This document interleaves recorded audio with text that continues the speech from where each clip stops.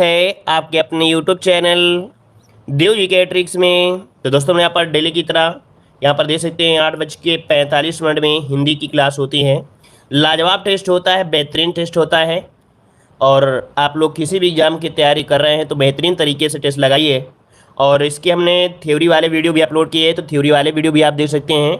जिनको समस्या होती है रस छंद अलंकार ऐसे टॉपिक में, तो वो भी आपके टॉपिक पढ़े हुए हैं। हिंदी साहित्य के मास्टर वीडियो भी पढ़े हुए हैं, तो हिंदी साहित्य भी आप लोग देख सकते हैं। ठीक है, चलिए गुड इवनिंग सभी को, गुड इवनिंग सभी को, गुड इवनिंग सभी को, गुड इवनिंग। चलिए भाई सभी को गुड इवनिंग। आवाज़ मिल पा रही है? चलिए आवाज़ मिल पा रही है सभी को? गुड इवनिंग सभी को, गुड इवनिंग। वेलकम है सभी का, वेलकम है। रेडी? चलिए तो स्टार्ट करते हैं। यहाँ पर पहला क्वेश्चन दिया गया है, कह रसाल शब्द का पर्यायवाची है। चलिए जवाब दीजिएगा। रसाल शब्द का पर्यायवाची अर्थात रसाल किसे कहते हैं? चलिए यहाँ पर जवाब देना है रसाल। रसाल किसे कहते हैं? यहाँ पर देखिए काफी लोग जवाब दे रहे हैं रसाल मतलब आम होता है। बिल्कुल सही जवाब आ रहा है, रसाल मतलब आपका आम होता है। जिसका भी जवाब आ रहा है नंबर बिल्कुल राइट हो जाएगा और अपने खाते में 1 नंबर आप लोग नोट कर सकते हैं। ठीक है, आज का टारगेट हम आपको 40 नंबर दे रहे हैं। 50 क्वेश्चन है जिसमें से 40 क्वेश्चन लाना है। मार्किंग माइनस मार्किंग आज नहीं है, तो नाक आज कोई मत कटाइएगा। ठीक है, आज कोई नाक नहीं कटाएगा, याद रखिएगा। ठीक है, चलिए अगला क्वेश्चन आपसे अगला पूछा गया है, कह रहा है फूल का पर्यायवाची नहीं है। फूल का पर्यायवाची नहीं है। यहाँ पर देखिए फूल का पर्यायवाची कौन सा नहीं है? पुष्प, कुसुम, सुमन और पादप। तो भाई यहाँ पर देखिए आपका जवाब क्या बनेगा? यहाँ पर देखिए ऑप्शन डी नंबर पादप। पादप ये पेड़ को कहा जाता है ना, तो ऑप्शन क्या बनेगा? यहाँ पर डी नंबर इसका राइट हो जाएगा। आगे बढ़ते हैं, क्वेश्चन आपसे अगला पूछा गया है, कह रहा है कला निधि का पर्यायवाची है। चलिए कला निधि का पर्यायवाची है इनमें से कौन? कला निधि किसे कहते हैं? तो कलाएं कौन करता है? कलाएं कौन करता है? जो चंद्रमा होता है वो चंद्रमा को हम लोग बोलते हैं हिमांशु।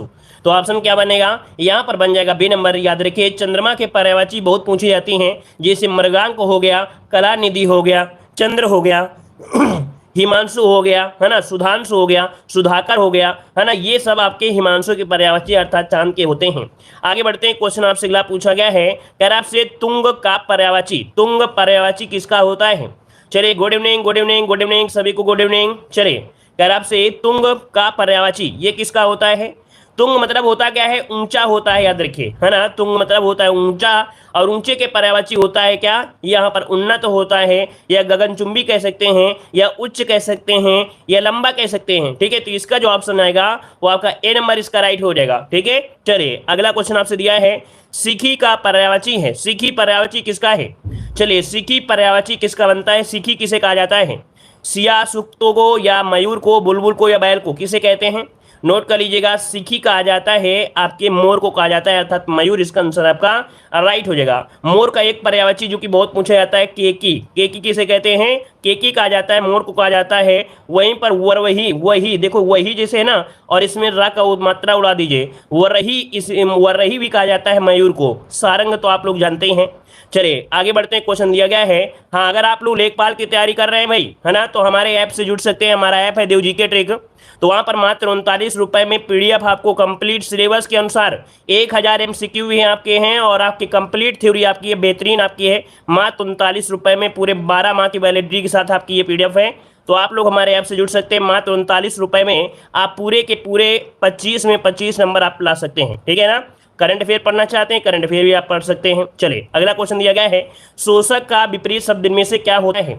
चलिए बताइएगा। कह रहा आपसे शोषक का विपरीत शब्द इनमें से क्या है? यहाँ पर जवाब दीजिए शोषक, और शोषक का होता है क्या? पोषक हो जाता है। मतलब ऑप्शन जो बनेगा वो आपका बी नंबर जिसका आ रहा है बिल्कुल राइट हो जाएगा। शोषक का पोषक होता है। चलिए आगे बढ़ते, क्वेश्चन दिया गया है, प्रसारण का विलोम क्या है? कोई प्रसारण कर रहा है, मान लीजिए किसी चीज का, है ना, प्रसार हो रहा है, तो उसका क्या होता है? संकुचन होता है। तो इसका जो ऑप्शन बनेगा वो आपका बनेगा सी नंबर है, प्रसारण का विलोम संकुचन होता है। चलिए आगे बढ़ते हैं, क्वेश्चन आपसे अगला पूछा गया है, कह रहे अवनि का विलोम शब्द इनमें से क्या है? चलिए अवनि का विलोम इनमें से क्या होता है? अवनि, अवनि का विलोम क्या हो जाएगा? अंबर हो जाएगा, क्योंकि अवनि कहा जाता है धरती को, है ना। तो इसका जो विलोम हो जाएगा वो अंबर बनेगा। इसका ऑप्शन बने आपका ए नंबर राइट हो जाएगा। धरा मत लगाइए क्योंकि यहाँ पर विलोम पूछा है। चलिए आगे बढ़ते हैं, क्वेश्चन आपसे अगला पूछा गया है, कह रहा है वैमनस्य का विलोम शब्द इनमें से क्या है? वैमनस्य का विलोम पूछा गया है। सभी लोग भाई जवाब दीजिएगा। बहुत लोग जवाब कम दे रहे हैं, है ना, बहुत ही कम लोगों के कमेंट आ रहे हैं। बहुत कम लोग जवाब दे रहे हैं भाई। आज का टेस्ट हमने रखा है, बिल्कुल आपको 40 नंबर रखा है, 40 नंबर आपको लाना है। माइनस मार्किंग आगे नहीं है तो आपको नाक भी नहीं कटाना है, याद रखिएगा, ठीक है। देखिए आपका जवाब इनमें से राइट क्या हो जाएगा, वैमनस्य का हो जाएगा, विलोम सोमनस्य बिल्कुल राइट आंसर आपका हो जाएगा। चलिए आगे बढ़ते हैं। क्वेश्चन आपसे अगला पूछा गया है, अल्पज्ञ का विलोम इनमें से क्या है, अल्पज्ञ का विलोम इनमें से क्या है। चलिए यहाँ पर देखिए अल्पज्ञ का विलोम इनमें से क्या है। तो भाई जब अल्पज्ञ दिया गया है तो इसका मतलब ऑप्शन क्या हो जाएगा, सी वाला आपको हो जाएगा बहुज्ञ हो जाएगा, क्या हो जाएगा सी नंबर बहुज्ञ हो जाएगा, ठीक है ना। चलिए अच्छा आज कौन कौन नाक कटाएगा, चलिए आज कोई नाक नहीं कटाना है, ठीक है। अगला क्वेश्चन दिया गया है, जिसकी उपमा ना दी जा सके उसके लिए एक शब्द बताना है, जिसकी उपमा ना दी जा सके उसे क्या कहते हैं। चलिए यहाँ पर जिसकी उपमा ना दी जा सके उसे क्या कहते हैं। चलिए यहाँ पर देखो दिया गया विलक्षण, असाधारण, अनुपम और आपका लोकातीत दिया गया है। आपका जवाब इनमें से जो बनेगा वो क्या बन सकता है, यहाँ पर आप लोग जवाब दीजिएगा भाई। चलिए जिसकी उपमा ना दी जा सके उसके लिए बोलते हैं अनुपम, क्या बोलते हैं अनुपम। इसका ऑप्शन जो बनेगा वो आपका बी वाला बनेगा। देखो यहाँ पर बी यहाँ लिखा है ना, बी यहाँ लिखा है, लेकिन आपको अनुपम लिखना है। हमने बताया है यहाँ पर ए बी सी डी इनको कभी कभी क्वेश्चन में अरेंज इधर उधर हो जाता है ना, और कभी कभी आपके एग्जाम में भी ऐसा होता है, तो आपके इसके अनुसार लगाना है अनुपम, इसका आंसर राइट हो जाएगा। क्लियर है। चलिए आगे बढ़ते हैं। क्वेश्चन आपसे अगला पूछा गया है, कह रहा है पीढ़ी दर पीढ़ी चला आने वाला, इसके लिए समुचित अर्थ बताना है। जो पीढ़ी दर पीढ़ी चला आ रहा है भाई उसे क्या कहते हैं, इसे कहा जाता है क्या, इसे कहते हैं अन्वयागत, क्या बोलते हैं अन्वयागत बोलते हैं। यहाँ पर जो ऑप्शन है वो आपका बनेगा डी नंबर राइट बनेगा। चलिए आगे बढ़ते हैं। क्वेश्चन आपसे अगला पूछा गया है, निम्नलिखित में से कौन सा पीछे चलने वाले समूह के लिए एक शब्द बताना है। चलिए यहाँ पर बताइएगा कि निम्नलिखित में से कौन सा पीछे चलने वाला शब्द समूह के लिए एक शब्द आपको बताना है। 63 नंबर में 63 का ऑप्शन क्या बनेगा, पीछे वाले को बोलते हैं अनुगामी, है ना, क्या बोलते हैं अनुगामी बोल देते हैं, या तो अनुयायी बोल देते हैं। यहाँ पर ऑप्शन बनेगा आपका ए नंबर हो जाएगा। चलिए आगे बढ़ते हैं। क्वेश्चन आपसे अगला पूछा गया है, जंगल में लगने वाली आग को क्या कहते हैं। जो जंगल में लगती है आग उसे क्या कहते हैं, जंगल में लगने वाली आग को कहते क्या हैं भाई। यहाँ पर जंगल में रहते हैं दानव, जंगल में रहते हैं दानव रहते हैं, और दानव कहाँ पर है, ऑप्शन बी वाले में है। तो जंगल में लगने वाली आग को दावाग्नि कहते हैं या तो दावानल कहते हैं। पेट में लगने वाली आग को जठराग्नि कहते हैं और समुद्र लगने वाली आग को बड़वाग्नि कहते हैं। आगे बढ़ते हैं। क्वेश्चन आपसे अगला पूछा गया है, जीतने की इच्छा के लिए एक शब्द बताना है। जीतने की इच्छा के लिए एक शब्द इनमें से बताइए भाई, सभी लोग जवाब दीजिएगा। चलिए 65 नंबर जवाब दीजिए। जीतने की इच्छा रखने वाले को क्या बोलते हैं, जिगीसा बोलते हैं या जिजीविसा बोलते हैं, क्या बोलेंगे। चलिए यहाँ पर देखिए आपका जवाब दे रहे हैं 65 का कुछ लोग ए नंबर दे रहे हैं, और भाई कुछ लोग तो भाई बी भी दे रहे हैं, है ना, मतलब कुछ ना कुछ लोग गलती अभी भी कर रहे हैं। देखो जीतने की इच्छा के लिए जो बोला जाता है वो बोला जाता है यहाँ पर बी नंबर आपका जिगीसा बोलते हैं, क्या बोलते हैं जिगीसा इसे कहा जाता है, याद रखिएगा, ठीक है ना। और जीतने की इच्छा रखने के लिए, है ना, वो हो जाता है, तो इसका ऑप्शन आपका बी हो जाएगा। आगे बढ़ते हैं। कह रहे हैं मैदान मारना मुहावरे का अर्थ क्या होता है। मैदान मारना मुहावरे का अर्थ क्या बनेगा।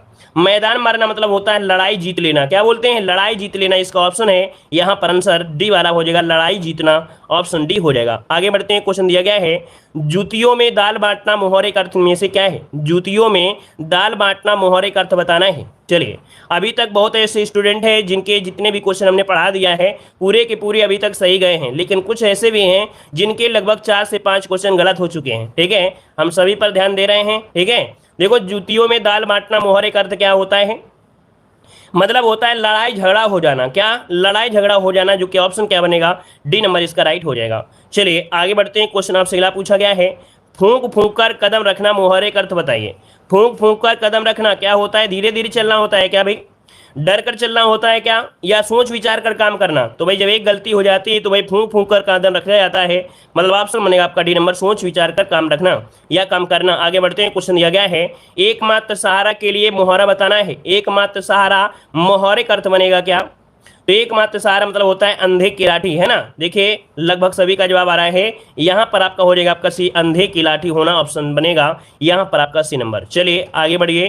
कह रहा है मुंह की खाना मुहावरे का अर्थ बताना है। मुंह की खाना मुहावरे का अर्थ बताना है। चलिए यहाँ पर क्या हो जाएगा, मुंह की खाना भोजन करना होता है क्या भाई, चोट खाना होता है क्या, बुरी तरह हारना या गिर पड़ना, क्या हो जाएगा। मुंह के खाना मतलब होता है बुरी तरह हारना, मतलब ऑप्शन सी नंबर जिसका आंसर है बिल्कुल राइट हो जाएगा, बुरी तरह हारना होता है। आगे बढ़ते हैं। क्वेश्चन दिया है, यातायात, वाहन चालक और बालक, इनमें से बताइए 4 में से कोई एक आपका अलग होगा। इनमें से आप बताइए इनमें से कौन अलग दिया गया है। मतलब 4 ऑप्शन है, इनमें से कोई एक अलग है ना, जो इनमें से मैच नहीं खाएगा, वो कौन सा है? यातायात, वाहन चालक और बालक। तो आप भाई देख सकते हैं जो बालक को छोड़कर देखा जाए, जो तीनों आपके हैं वो आपके यातायात से संबंधित है। इसका मतलब ऑप्शन है आपका डी वाला राइट बन जाएगा। ठीक है, अगला बताइए, क्वेश्चन दिया गया है कालीन, सितार, गायक और तबला, इनमें से बताइए 4 में से कौन सा ऑप्शन इनमें से अलग दिया गया है। चलिए देखो, कालीन है, सितार है, गायक और तबला है। बिल्कुल इजी है, आप देख सकते हैं यहाँ पर देख सकते हैं कि जो कालीन को हटा दिया जाए तो तीनों एक जैसे हैं, अर्थात कालीन को छोड़कर अन्य सभी कला से संबंधित हैं, है ना, कलाकारी से संबंधित हैं। आगे बढ़ते हैं, क्वेश्चन आपसे दिया गया है नाखून, त्वचा, बाल और पलक। नाखून, त्वचा, बाल और आपका पलक। चलिए क्या कह सकते हैं इनमें से?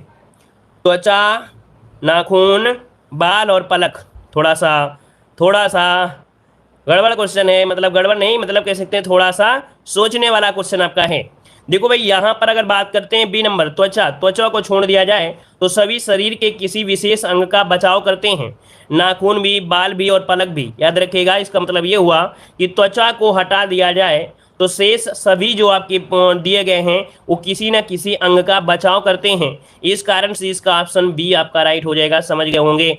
आगे बढ़ते हैं, क्वेश्चन आपसे अगला पूछा गया है, कह रहा आपसे जायका, दृश्य, एहसास और दर्द। यहाँ तो देखो दिया है जायका, दृश्य, एहसास और दर्द। चलिए हाँ, रीजनिंग में कुछ क्वेश्चन ऐसे भी होते हैं जो मानने वाले अलग होते हैं, अर्थात एग्जामिनर कुछ और मानता है, एग्जामिनर कुछ और मान के लॉजिक लगाता है और बच्चे कुछ और मान लेते हैं। ठीक है ना, चलिए हो सकता है दूसरा भी अर्थ निकल सकता है, लेकिन जो हमने माना है भाई वो तो एग्जामिनर के हिसाब से माना है। देखो जायका, दृश्य, एहसास और दर्द, भाई आप लोगों ने समझ गए होंगे। यहाँ पर दृश्य को अगर हटा दिया जाए तो अन्य सभी अनुभव को क्या करते हैं, जैसे अनुभव किया जाता है जायका, एहसास और दर्द, है ना। चलिए बहुत अच्छे, आगे बढ़ते हैं। क्वेश्चन दिया गया है, कह रहे हैं छात्र, शिक्षालय, गुरु और इमारत, इनमें से जो आपका है क्या हो जाएगा? भाई रीजनिंग नहीं करा रहे हैं, ये हिंदी में आपका टॉपिक है। अगर आपने नहीं देखा है तो इसका मतलब है कि आपको हिंदी का ज्ञान नहीं है। अगर आप कह रहे हैं कि क्या सर आप रीजनिंग करा रहे हैं तो आपको हिंदी का ज्ञान नहीं है, मतलब आपने हिंदी को सही से नहीं पढ़ा है, आपने हिंदी के सभी टॉपिक नहीं पढ़ा है, तो आपसे रिक्वेस्ट है कि आप हिंदी के सभी टॉपिक पढ़ लीजिएगा। ठीक है ना, ये हिंदी का ही टॉपिक है, रीजनिंग का नहीं है, याद रखिएगा। जिनको भी नहीं पता है तो समझिए कि उनको हिंदी का ज्ञान नहीं है अच्छी तरीके से। चलिए ये इंसर्ट समझ लीजिए, चाहे कुछ समझ लीजिएगा। चलिए यहाँ पर देखो दिया गया है छात्र, शिक्षालय, गुरु और इमारत, इनमें से क्या हो जाएगा? तो यहाँ पर याद रखिए इमारत को अगर हम छोड़ देते हैं तो सभी शिक्षा से संबंधित है, छात्र, शिक्षालय और गुरु। ये आपका समझ में आ गया। चलिए आगे बढ़ते हैं, क्वेश्चन आपसे अगला पूछा गया है, कह रहा है छंद की प्रथम चर्चा कहाँ हुई? चलिए बताइए तो आपका जवाब इनमें से क्या हो जाएगा कि छंद की प्रथम चर्चा कहाँ हुई? 76 नंबर में। नोट करिएगा, छंद की प्रथम चर्चा ऋग्वेद में मिलती है। किसमें? ऋग्वेद में मिलती है। और ऋग्वेद की अगर बात करते हैं तो ऑप्शन यहाँ पर सी नंबर ऋग्वेद हो जाएगा। क्लियर है ना। चलिए अगला बताइएगा, कह रहा है गणों की संख्या कितनी होती है? आपने अगर छंद पढ़ा होगा तो आपके टीचर जी ने आपसे जरूर बताया होगा कि जो गणों की संख्या होती है वो 8 होती है। कितनी होती है? 8 होती है। यगड़, मगड़, तगड़, रगड़, सगड़, ये सब जो होते हैं ये गणों की संख्या होती है। जो गण बनते हैं वो 3 अक्षर से मिलकर बनते हैं, है ना। चलिए आगे बढ़ते हैं, क्वेश्चन आपसे अगला है कि कितने वर्गों को मिलाकर एक गण बनता है? देखिए भाई अभी हमने बताया, जैसे आपका हो गया रगड़, क्या हो गया? रगड़। तो 1 2 3 वर्णों को मिला दिया गया तो एक गण आपका बन गया, रगड़, सगड़, मगड़, भगड़, है ना। यहाँ पर जो आंसर है आपका बी वाला राइट हो जाएगा। और आगे बढ़ते हैं, क्वेश्चन आपसे अगला पूछा है छंद के कितने भेद होते हैं? छंद के कितने भेद होते हैं, यहाँ पर जवाब देना है। तो मुख्य रूप से जो छंद के भेद होते हैं वो आपके 2 होते हैं, एक वर्णिक छंद और दूसरा होता है मात्रिक छंद। ठीक है, एक होता है वर्णिक छंद, एक होता है मात्रिक छंद, जो कि मुख्य रूप से आपको यहाँ पर होते हैं। आगे बढ़ते हैं, क्वेश्चन आपसे अगला पूछा गया है, कह रहा है मात्रिक विषम छंद युक्त छंद है। मतलब यहाँ पर दिया है मात्रिक विषम संयुक्त छंद, इनमें से कौन है? चलिए बताइए, मात्रिक विषम संयुक्त छंद इनमें से कौन सा है? यहाँ पर जो आंसर है वो आपका बनेगा, आपका बी वाला हो जाएगा, कुंडलियाँ। देखिए कुंडलियाँ मात्रिक विषम छंद है, इसमें से 6 चरण होते हैं। कितने होते हैं? 6 चरण होते हैं, याद रखिएगा कुंडलियों में। ऑप्शन बनेगा आपका बी हो जाएगा। आगे बढ़ते हैं, क्वेश्चन आपसे अगला पूछा गया है, कह रहे हैं उपमा, रूपक, उत्प्रेक्षा अलंकार किस अलंकार के भेद में आते हैं? चलिए यहाँ पर आज नाक नहीं कटाना है, हमने आपको बताया है। बहुत जो स्टूडेंट बाद में जुड़े हैं तो उनको बता दें कि आज का टारगेट हमने सिर्फ और सिर्फ 40 नंबर रखा है, माइनस मार्किंग आज नहीं रखी गई है। कुल टोटल आपके आज 50 प्रश्न हैं, तो वही आज देखना है कि कौन कौन बच्चे विनर बनते हैं। आज 50 में 50 क्वेश्चन कौन करते हैं, तो थोड़ा सोच समझ के जवाब दीजिएगा सभी लोग, ठीक भाई। और भाई वीडियो को लाइक शेयर करिएगा, जितने लोग जुड़े हैं अभी तक सही गए हैं या गलती भी है तो आप लोग भाई वीडियो को लाइक शेयर सभी लोग करिएगा, ठीक है ना। चलिए, उपमा रूपक उत्प्रेक्षा अलंकार किस अलंकार के भेद हैं, तो नोट करिएगा। ये जो आपके आते हैं अर्थालंकार में आते हैं, किस में, अर्थालंकार। इसका ऑप्शन जो बनेगा यहाँ पर आपका सी हो जाएगा। चलिए आगे बढ़ते हैं, क्वेश्चन दिया गया है शब्द अलंकार का भेद है अनुप्रास अलंकार, यमक अलंकार और। भाई ये बताइए, शब्द अलंकार में दिया है अनुप्रास, यमक और कौन सा हो जाएगा। अब आप ही देखिए, रूपक, श्लेष, उत्प्रेक्षा और आपका भ्रांतिमान है। बिल्कुल सही जवाब है। अनुप्रास के साथ साथ श्लेष भी आपको देखने को मिलता है, मतलब आपका जो आंसर है वो आपका बी हो जाएगा, श्लेष हो जाएगा। क्लियर हुआ। चलिए आगे बढ़ते हैं, क्वेश्चन आपसे अगला पूछा है कि जहां किसी उक्ति में वक्ता के अभिप्राय से दूसरे अर्थ की कल्पना की जाए वहां कौन सा अलंकार होता है। कह रहा है जहां किसी उक्ति में वक्ता के अभिप्राय से दूसरे अर्थ की कल्पना की जाती है वहां कौन सा अलंकार होता है। नोट करिए, यहां पर अलंकार होता है वक्रोक्त अलंकार कहा जाता है, इसे कहते हैं वक्रोक्त अलंकार कहते हैं। इसका जो ऑप्शन है वो आपका बी नंबर राइट हो जाएगा। दूसरे अर्थ की कल्पना की जाए वहां पर वक्रोक्त अलंकार होता है। अलंकार का वीडियो पड़ा हुआ है तो आप लोग यहाँ पर प्ले लिस्ट के माध्यम से अलंकार अच्छी तरीके से पढ़ सकते हैं। पूरे डिटेल से हमने अलंकार आपके पढ़ा दिए हैं, अगर आपने नहीं देखा है तो देख लीजिएगा। अगला क्वेश्चन दिया है कि जहां किसी बात को प्रत्यक्ष ना कहकर अप्रत्यक्ष रूप से कहते हैं वहां कौन सा अलंकार होता है। ये बताइए, जहां किसी बात को प्रत्यक्ष ना कहकर अप्रत्यक्ष रूप से कहते हैं वहां कौन सा अलंकार होता है। तो यहाँ होता है अन्योक्त अलंकार होता है। क्या अन्योक्त अलंकार होता है। यहाँ पर ऑप्शन जो बनेगा वो आपका बी नंबर राइट हो जाएगा। आगे बढ़ते हैं, क्वेश्चन आपसे अगला है कि जब किसी की अत्यंत प्रशंसा के लिए कोई बात बहुत चढ़ा बढ़ा कर कही जाए अथवा लोक सीमा का उल्लंघन कर दिया जाए वहां कौन सा अलंकार होता है। तो भाई जब किसी के बारे में गुणगान किया जाए, है ना, किसी को चने के पेड़ में चढ़ा दिया जाए, है ना, बहुत लंबी लंबी बातों में फांस लिया जाए, तो इसे कहते क्या हैं, इसे कहते हैं आपका अतिशयोक्त अलंकार। ऑप्शन बनेगा आपका ए नंबर हो जाएगा। चलिए आगे बढ़ते हैं, क्वेश्चन आपसे अगला पूछा गया है, कह रहा आपसे निम्नलिखित में से शुद्ध वाक्य का चयन करना है। यहाँ पर शुद्ध वाक्य आपका कौन सा है। कह रहा आपसे सत्य का विजय होता है, तो भाई सत्य की विजय होती है, तो का नहीं लगेगा, ए भी नहीं लगेगा, ए भी नहीं लगेगा, ऑप्शन डी वाला राइट हो जाएगा। सत्य की विजय होती है, ऑप्शन डी बनेगा। आगे बढ़ते हैं, क्वेश्चन दिया गया है निम्नलिखित में से शुद्ध वाक्य को पहचानना है। पहला पॉइंट दिया है पति पत्नी के झगड़े का हेतु क्या हो सकता है। भाई हेतु नहीं होता है, कारण होता है। क्या होता है, कारण होता है। याद रखिए, तो आपको जवाब देना है कारण वाला, ऑप्शन आपका सी वाला राइट हो गया। मतलब क्या होता है, शुद्ध और अशुद्ध में आपको कुछ पॉइंट की पहचान करनी पड़ती है, वही पॉइंट उसका जवाब होता है। याद रखिएगा, है ना, पूरा नहीं पढ़ना पड़ता है, कुछ पॉइंट को ही देखना पड़ता है। आगे बढ़ते हैं, क्वेश्चन दिया गया है निम्नलिखित में से शुद्ध वाक्य आपको बताना है। और ये क्वेश्चन आपके आरओ एग्जाम में इस बार वो पूछा गया था और हर बार ये एग्जाम में लगभग आपको पूछा जा रहा है। देखो यहाँ से दिया गया है कि एक गाय, दो घोड़े और एक बकरी मैदान में चल रहे हैं। तो देखिए, एक गाय, दो घोड़े और एक बकरी मैदान में चल रहे हैं। ऑप्शन डी वाले को देखिए, एक गाय, दो घोड़े और एक बकरी मैदान में चल रही हैं, ठीक है ना। तो यहाँ पर जो आंसर है वो आपका डी वाला राइट हो जाएगा। एक गाय, दो घोड़े और एक बकरी मैदान में चल रही है, तो बकरी के हिसाब से पहला यही वाला पॉइंट आपका हो जाएगा। और हैं दिया गया है तो हैं का मतलब आपका सभी हो जाएगा। चलिए आगे बढ़ते हैं, क्वेश्चन आपसे अगला पूछा गया है। यहाँ पर आपसे अगला पूछा गया है निम्नलिखित में से शुद्ध वाक्य आपको जवाब देना है। यहाँ पर राइट क्या हो जाएगा। चलिए देखो, यहाँ पर गलती हो भी सकती है, ऐसा नहीं है। शुद्ध और अशुद्ध में गलतियाँ सबसे हो सकती हैं, हो सकता है हमसे भी गलती हो जाए, लेकिन गाय की वजह से स्त्रीलिंग ही आपको यूज करना है, ठीक है। एक गाय, दो घोड़े और एक बकरी मैदान में चल रही हैं, तो ए नंबर हो जाएगा क्या भाई। हमसे गलती हो गई चलिए हमसे ही गलती हो गई। देखो देखो दिया गया एक गाय, दो घोड़े और एक बकरी मैदान में चल रहे हैं। यहाँ पर भी है, यहाँ पर भी है ना, लेकिन रही है यहाँ पर है, रहे हैं, और इसके बाद घोड़े भी दिया है। ए वाला आपका हो जाएगा भाई, ठीक है। ए नंबर आपका हो जाएगा, ए नंबर हो जाएगा, ठीक है ना। चलिए, हमने बोला था ना गलती किसी से भी हो सकती है अगर सही से ध्यान ना दिया जाए, ठीक है। चलिए आगे बढ़ते हैं, क्वेश्चन आपसे अगला पूछा गया है निम्नलिखित में से शुद्ध वाक्य जवाब देना है। 89 नंबर में कह रहा है बाघ और बकरी एक घाट पर पानी पीते हैं। यहाँ पर देखिए आपका जवाब पहला ही शायद मिल गया सही, है ना। पीते हैं, इसका मतलब ऑप्शन ए वाला हो जाएगा। बाघ और बकरी एक घाट पर पानी पीते हैं। क्लियर हो गया। चलिए आगे बढ़ते हैं। क्वेश्चन आपसे अगला पूछा गया है, निम्नलिखित में से शुद्ध वाक्य की पहचान करिए। शुद्ध वाक्य में से कौन सा हो जाएगा। पहला ऑप्शन दिया गया है, आपका पत्र सधन्यवाद मिला। आपका पत्र धन्यवाद सहित मिला। आपका पत्र मिला धन्यवाद, धन्यवाद सहित पत्र आपका मिला। चलिए क्या जवाब दिया जाए यहाँ पर जवाब सही क्या दिया जाए। चलिए यहाँ पर जवाब हो जाएगा आपका सी वाला, आपका पत्र मिला धन्य। कौन सा लगाएं।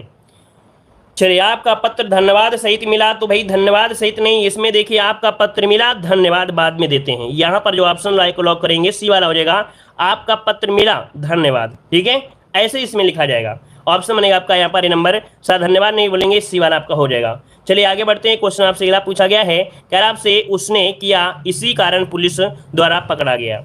देखो दिया है उसने किया, और यहाँ पर बताइए उसने क्या किया।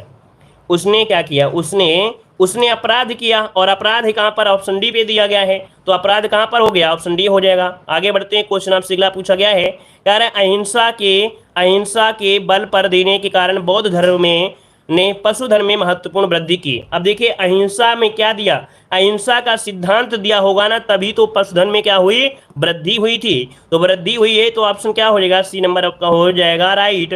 आगे बढ़ते हैं। क्वेश्चन आपसे अगला पूछा गया है कि आशा है प्रगति के मार्ग में आई सभी बाधाएं शीघ्र ही दूर हो जाएंगी। तो भाई दूर होंगी क्या, तो भाई बाधाएं तो दूर होंगी ना। ऑप्शन क्या बन जाएगा, सी नंबर हो जाएगा। अगला क्वेश्चन दिया है, कश्मीर की सुषमा इस लोक में तो क्या, यहाँ पर अप्रितम। देखिए ऑप्शन भर देंगे बी वाला, कश्मीर की सुषमा इस लोक में तो अप्रितम है ना, मतलब उसकी तुलना नहीं कह सकते हैं। यहाँ पर ऑप्शन आपका बी हो जाएगा। आगे बढ़ते हैं। क्वेश्चन आपसे अगला पूछा है कि पश्चिमी एशिया के निवासियों को मिट्टी की पक्की ईंटों के उपयोग में हड़प्पा वासियों जैसी क्या बोले भाई, जैसी निपुणता प्राप्त नहीं है थी। देखिए भाई पश्चिमी एशिया के निवासियों को मिट्टी की पक्की ईंटों के उपयोग में हड़प्पा वासियों जैसी निपुणता प्राप्त नहीं थी। ऑप्शन रहेंगे यहाँ पर आपका डी नंबर हो जाएगा। चलिए आगे बढ़ते हैं। क्वेश्चन आपसे अगला पूछा गया है, कीर्ति पताका के रचनाकार का नाम बताना है। कीर्ति पताका के रचनाकार का नाम बताना है। 96 का ऑप्शन दीजिएगा।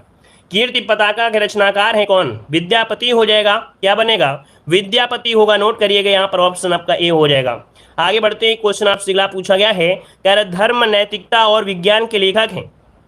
चलिए धर्म नैतिकता और विज्ञान के लेखक हैं, ये जो आपकी रचना है ये रामधारी सिंह दिनकर की है। 1969 में रचित की गई थी। यहाँ पर ऑप्शन सी हो जाएगा। ये आपकी है रामधारी सिंह दिनकर की, 1969 में इसकी रचना की गई थी। और इनकी कुछ और रचनाएं हैं, जैसे मिट्टी की ओर, है ना, चित्तौड़ का साका, ये इनकी रचना है। भारत की संस्कृति कहानी, ये इन्हीं की रचना है। आगे बढ़ते हैं। क्वेश्चन दिया है, रूपम वरा किसकी रचना है, यह बताइएगा।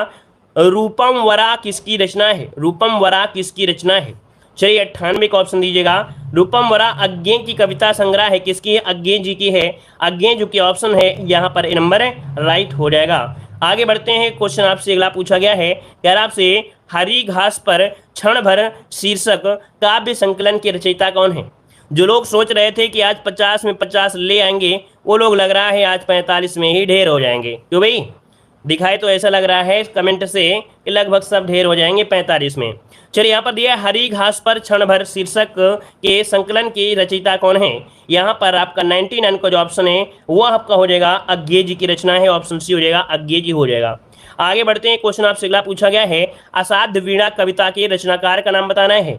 असाध्य वीणा कविता की रचनाकार आपसे पूछा गया है। यहाँ पर आंसर आपका राइट क्या हो जाएगा।